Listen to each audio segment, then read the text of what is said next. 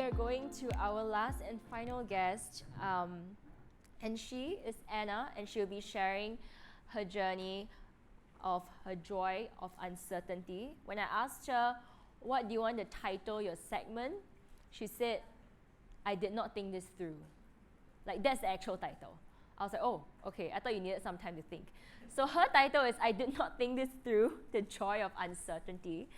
Anna has always been the one who crunched the numbers when picking a school to attend, when picking her course of study. She actually chose business school because she did evaluation on the net present value of courses, and she selected a school that gave her the highest ROI.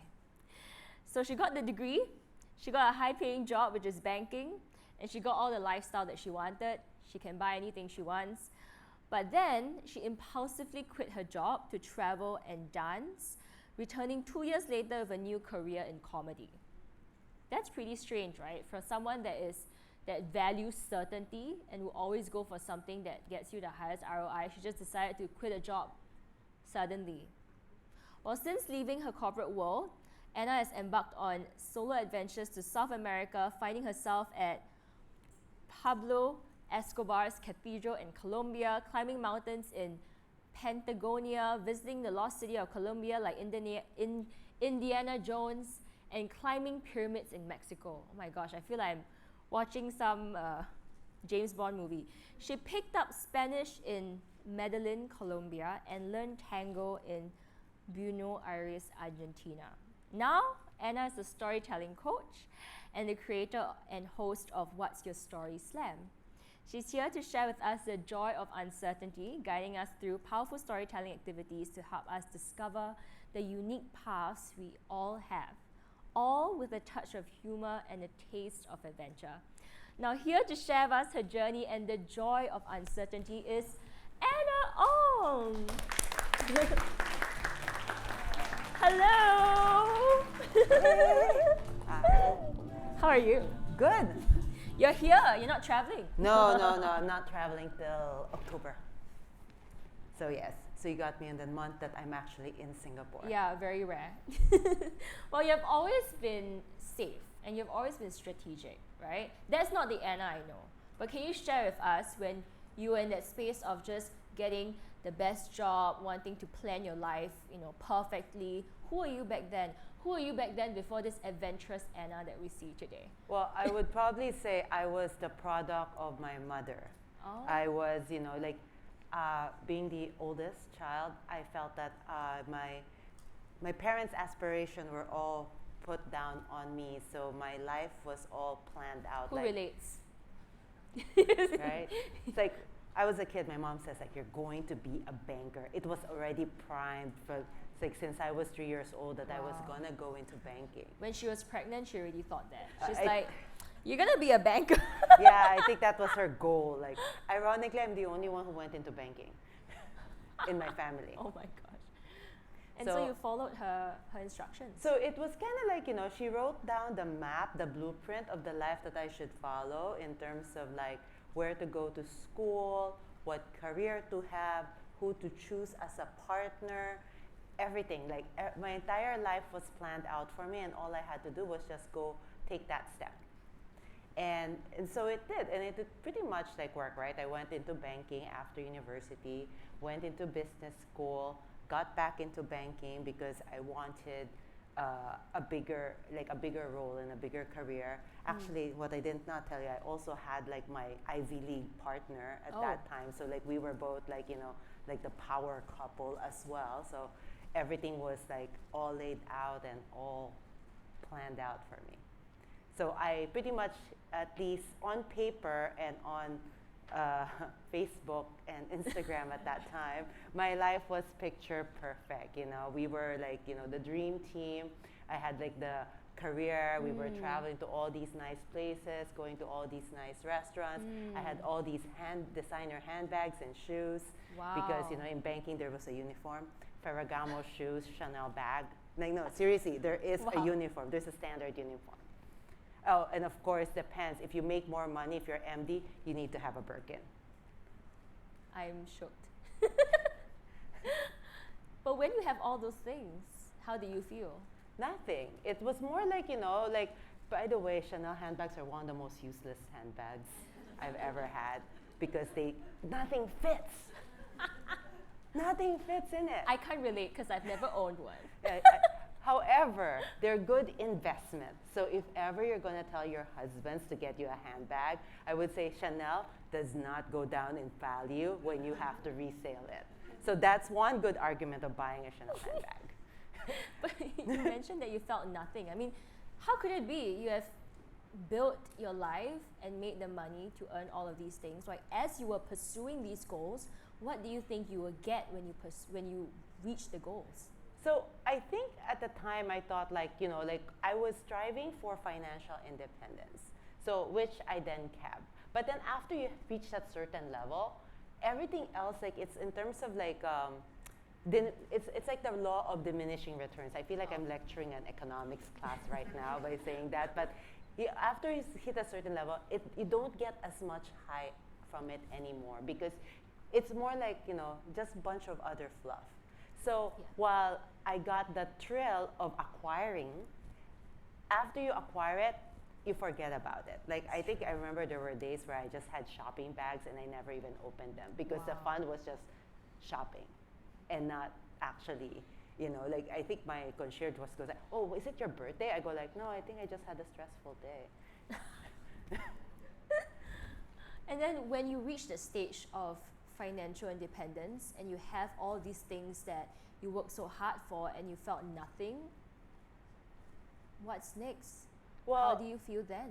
So that's the thing, right? When I was thinking about what happens next, I kind of kept drawing a blank because I felt like, that's it? Is this my life? Like I was bored. Like I was trying out lots of different sports and all that just to kind of entertain, but I was pretty much bored. Like I felt very empty inside. So I felt like I was like a plant, like outside I was thriving, blooming, but inside I was rotting. Wow. Like, like there's something that's festering and eating me up inside. It's like, I don't know. I mean, like those who have plants would know that there is those things that happens. Yeah. And I think that it's so important while hearing this from you. Thanks for sharing, because I feel like maybe in this room, there are some of us who are working so hard to get to the level that you shared about, right? To get the lifestyle that you have just shared. And for you to say that pursuing that just for the sake of it or just for, pleasing our parents or proving a point to ourselves will lead to emptiness. It can lead to emptiness because like at some point, right, we all want to make our parents proud of us. But then we also have our own ideas as to what will make them proud of us. So we thought it was about achieving the things that they wanted for us. But then have we also even thought about, like someone asked me like, so you were a banker, you went into banking. Did you even know what you wanted to be when you grew up? I go like, no, I never even thought about it because I was already told I was going into banking. So I just went there. But the thing is, when your entire life you have been told to do this, and you're not given any chance to decide, don't you think you sort of don't know how to choose? How did you then make a change for yourself? So it was all about like entertaining those thoughts, right? The what ifs. So I studied philosophy when I was undergrad, which I always like, there is always a choice, but then we might not necessarily like our choices. But then I also like playing these question games, which requires you to reflect. And I remember this particular question asked me, if you know a year from now that you would die a sudden death, would you change anything about how you're living your life? And I invite you guys to actually think about this question. Okay, repeat the question again. So, if you know 1 year from now you're going to die a sudden death, would you change anything about how you're living your life? Why or why not? And I'm seeing some nods here, right? Because like you have 365 days left, but everything else stays the same. You're healthy. It's not like you're sick or anything. Just like after 365 days, I don't know what's going to happen. The world goes to hell or you get run over by a bus. You never know. But would you change anything? And when I had that question, I was like, oh yeah, I'm not going to be in this relationship. I don't want to be in this job. I don't even want to be in this country. Wow. So I knew then I was like, something's got to change. And that was when I started thinking about that. What if I had the chance to leave? What would I do next? That is a powerful question that you shared with us. I'm so glad you picked up that card. That card literally saved your life. Yeah, so that question definitely changed my life. And when all these what ifs came up, there is still a fear of uncertainty, right? I mean, for all your life, you've been told to follow this certain plan. What made you entertain the what ifs? Well, because I think at the point is that just the thought of getting the next promotion does not even excite me. Okay. Like I was like, it's like the same thing. It's like, you know, it didn't, none of it, it wasn't exciting anymore. I didn't even want to work for the next promotion because I got, that's just more admin stuff that I have to deal with. So I was pretty much checked out. Like I would confess, like, you know, that I pretty much just only worked 2 hours a day every day, and the rest of the time I was like online shopping. Like when I quit my job, I'm wondering like, why am I so busy now? When I was in banking, I could do all of these things and still have free time. Then I go, oh yeah, I didn't really do much while I was working. But I think one thing that we realize here is people say, or rather we're told since young, to work hard. Yeah. Work hard, do more. But it's so important to know which direction you're moving towards. Are you working hard and doing more in the direction that you think you should be running, but it's not actually what you want? Or are you really taking the time to discover the direction you want to move towards? And even if you go slow, at least you know you'll eventually go towards what you really want. And in this case, in your old life, I think we have heard from you that you were running really, really hard towards a life that you think you should have, and then realizing that you don't want it. Yes, that's right. But then, so now I started entertaining the idea of like, what if there is another life? So it was like a fantasy, right? Okay. Do you pursue the fantasy? So yeah, so it was actually funny because it was like I came into work late, like really later than usual. Like I showed up at work at like 10 because my boss was supposed to be on leave. And so he rocked up in the office, and then I came to my desk and I looked like behind me. There was like the guy who was sitting behind me. He wasn't there anymore. So I was asking the guy next to me, "Hey, what happened to him?" He goes like, "Oh, he got fired." And I'm like, "What?" I go, "How could he get fired? Their boss is not in Singapore." He says like, "Oh, no." He goes like, "No, I think he's in town." So I had to ask the secretary like, "Hey, where's boss?" He goes like, "Oh, he postponed his trip. He's in town. Surprise layoffs." Wow. Surprise layoffs. So I was like, I go, wait, he and I had this discussion. So I actually told my boss that next time there's a round of layoffs, I want my name to be on the top of the list. Seriously? I had to talk with him about that. So you wanted to get fired? Yes, because I yelled at him when I saw my bonus. How many of us have the privilege to say that? I was very, I mean, I love my boss. He and I have he was the reason why I stayed in banking for so long because I really like working for him. He's like the funniest man I know. Like he's so fun to work with. But I was not happy with my bonus, so I actually yelled at him. And I walked out of the office and I told him I want my name to be on top of the list next time there's a round of layoffs. Also, kind of like yelling at him was kind of giving him reason to fire me. Anyway, did not really work. So when I heard there was this surprise round, so I literally messaged him, we gotta talk. So I went up to his office, and then so he sat me down and he told me like, he's moving on to another role. So he's moving on to a different role, but the role that he's moving into, I did not want that role because actually there was already someone who was supposed to do that job who offered me a role in his team, and I said, I don't like my job, but I don't like that job even more. So I said, yeah, good luck. And then so the HR offered me a new role, like something more senior, a bigger role. And so I go, I don't want that. So I just asked HR, so how much do I get if I leave? So and then the HR goes like, what? And my boss goes, what? I go, yeah, I'm done. I think I'm done. My boss said, what are you going to do? I'm going to go to South America to learn Spanish and dance. Wow. And I told him, I want to go learn dancing in Buenos Aires. I want to learn how to dance tango in Argentina. And he said, like, did you just think this up? And I go, no, I've been daydreaming about it for a while, but now we execute. So, and that was the day. I was not planning on quitting, but that day I ended up quitting my job. Was it like, were you listening to your gut? Were you just kind of high? Like, No, I wasn't high. Well, I mean, this is Singapore. You can't get high. no, I know. But as in, because to me, it's like, for all your life, you've only known one way of living. Yes. It just kind of blows my mind that you would give it up. Unless you were in so much pain.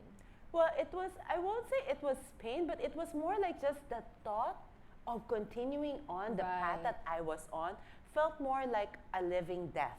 Gotcha. It felt like a death sentence that I'm already living out, that I was willing to entertain other options. But I will confess, I wanted a payout to leave though, Okay.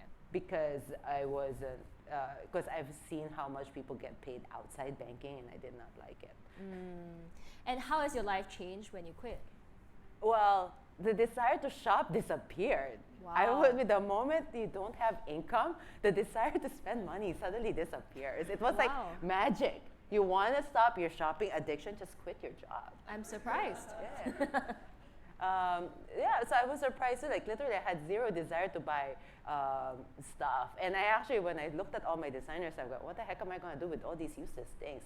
And that was how I discovered the valuation of Chanel, Louis Vuitton, Mulberry, and how useless Prada is, how worthless Prada is in the secondary market. Now we know. Yes, that's why I never buy Prada. See, I see some people now thinking, And what do you do after you quit your job? Like, you So, did all of the things that you wanted, basically. So I figured I was gonna live that year as if it were my last. So that was my decision. The moment I quit my job, I'm living that year as if it were my last and doing the things I always wanted to do. I actually ran a marathon, and then I booked a one-way ticket to go to Colombia to learn Spanish and dance. At least that was my goal. I booked a one-way ticket. I went as far as booking the ticket. Researching how to go to Colombia from Singapore was as far as I went in terms of my decision process. Wow. And I want to just share something you shared with me before we go into some of the questions. And I thought this was a very powerful learning point. You shared with me before that in any decision that you make, you will always be rewarded with something. Yes. Okay. So yeah, whenever we make decision, basically, you are rewarded by two things. By saying, it's more like taking a chance. By saying yes, you are rewarded with adventure. But saying no, you are rewarded by safety. So actually, but I'm kind of paraphrasing because that actually came from Keith Johnston, an improv like guru. So he was the one who said that. By saying yes, you're rewarded by adventure. And that's a beautiful quote because we realize that the power is always in our hands. There's no right or wrong decision. It's just which reward you want. Yeah. Do you want to live a safe life, which is a well-paved life? We already know what the formula is.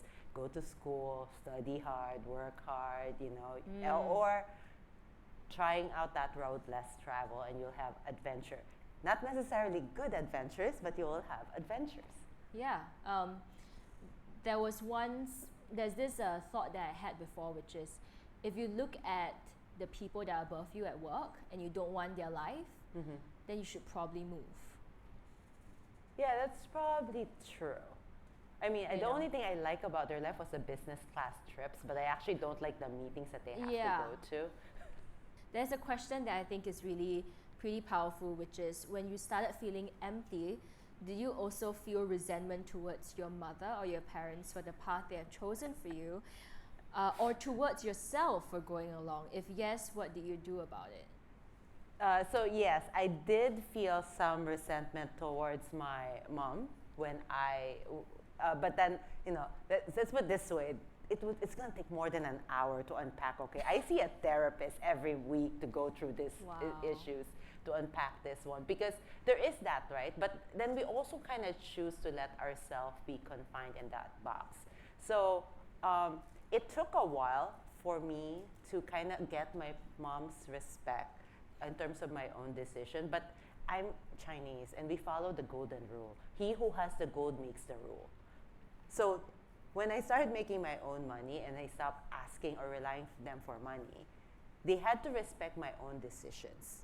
And when I quit my job and decided to move to South America, learn Spanish and dance and do what I want to do, the fact that I still didn't, I remember my mom even asked me, do you need money? And I said, no, but let's keep that option open. But I didn't. And it was actually when, after my year of soul searching, I was trying to figure out what I was going to do next because, like I said, I did not think this through because I literally had no idea where I was going to go next, what I was going to do next. That I sent out emails to everybody I knew, like personally, professionally, just to kind of like do a survey as to what do you think am I good at and what should I do next? Because I have absolutely no idea, like in terms of like what my skills are, right? And of course, none of my friends go, we don't even know what you do for work. So, but then I even sent I sent that same email to my mom. It's not as if like she was going to respond. Like my mom rarely responds to text messages. But I was surprised when I woke up like one day, I see an email from my mother. It's like, oh wow, she read her email.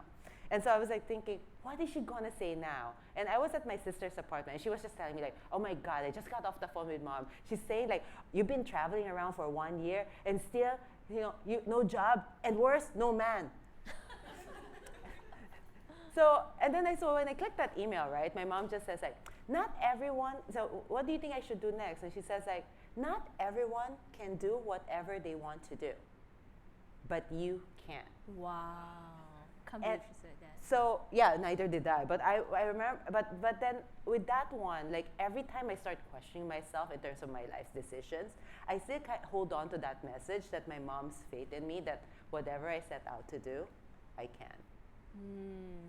That's beautiful.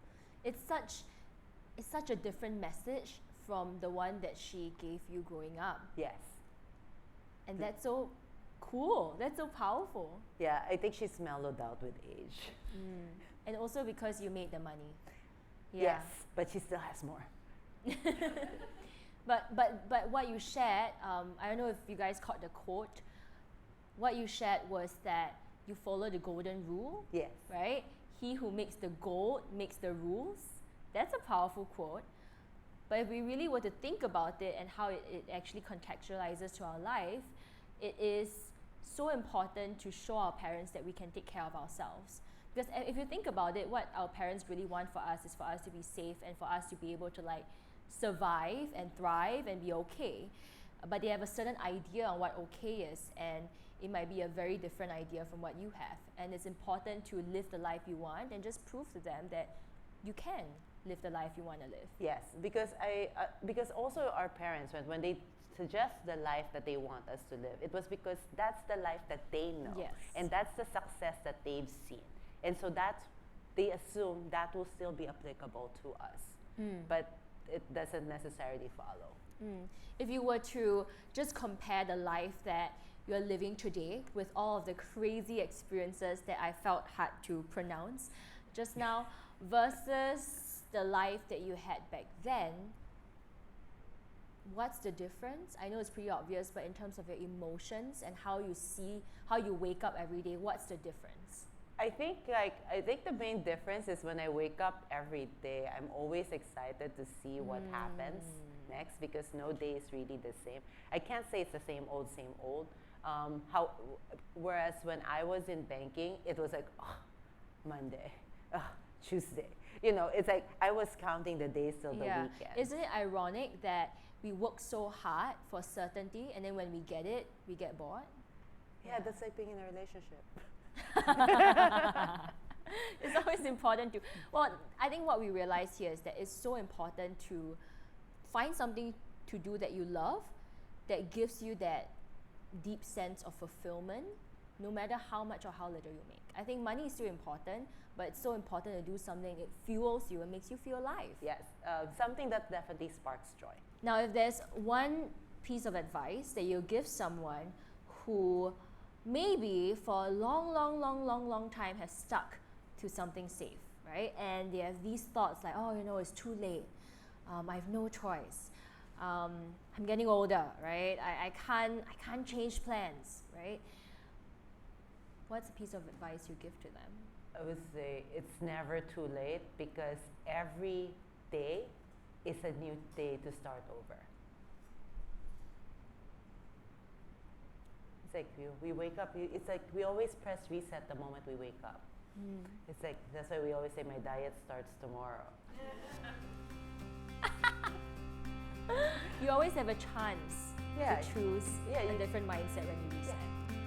Thank you so much, Anna. Thank you. Thank you so much for sharing with us the Thanks, joy of uncertainty Thank you. and sharing your story. All right. Yay!